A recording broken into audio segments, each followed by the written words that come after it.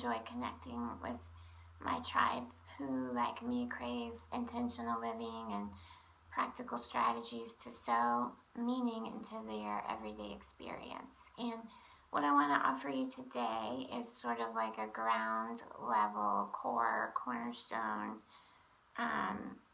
sanity making coping mechanism for me, and I call it a tent stake. They come out of a place in life where the life on life's terms offered me something that came in such contradiction to my experience of God as kind and for me and powerful and safe, and what I saw around me was definitely not evidence that all of that was the case. And so I will love to share the backstory when there's bandwidth to do that, but I want to keep our time short and useful. And so on the other side of that pain that the circumstance of life brought into my heart and my soul, right in the middle of that, God did a ridiculous miracle, like one of these like out loud neon, nothing you can do but declare it is somehow divinely ordered. And it was so extreme and it was so lavish that I realized that despite external experience, God was working behind the scenes, and I don't believe that He ordered all of those awful things that were happening in our lives. And we can talk about that in an upcoming video. Actually, I would like to speak a little more to that.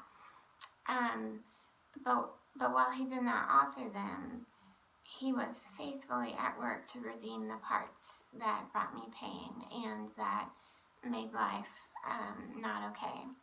So I stumbled onto this verse in the development of this thought line.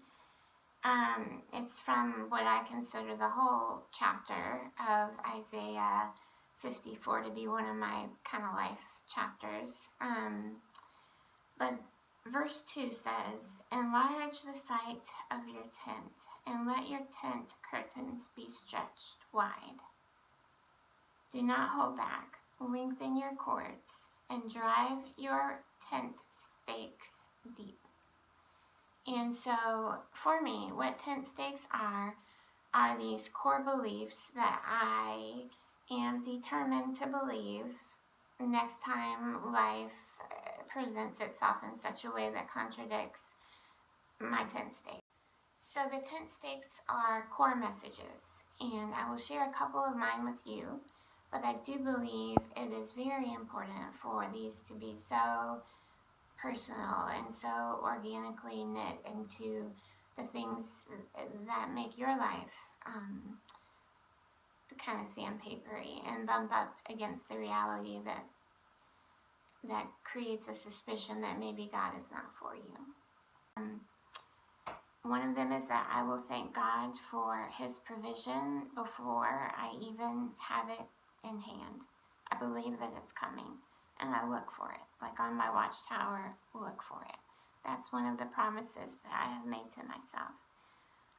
Another cornerstone is that when all else fails, Jesus is perfect theology. The character that He interacted with humanity from is perfect theology, and that is one of my cornerstones. And finally, God's presence is really the only thing that makes me well, and I want to pursue it above all else.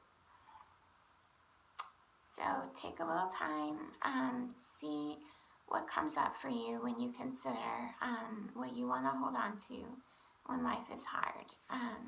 If you need help with it, please reach out. I'm kind of good at it, and I would love to help you. Please subscribe below. That would be the best gift for me. Give me a like, subscribe to this channel, share it with other people, and and let me know your thoughts and comments. And I look forward to seeing you next time.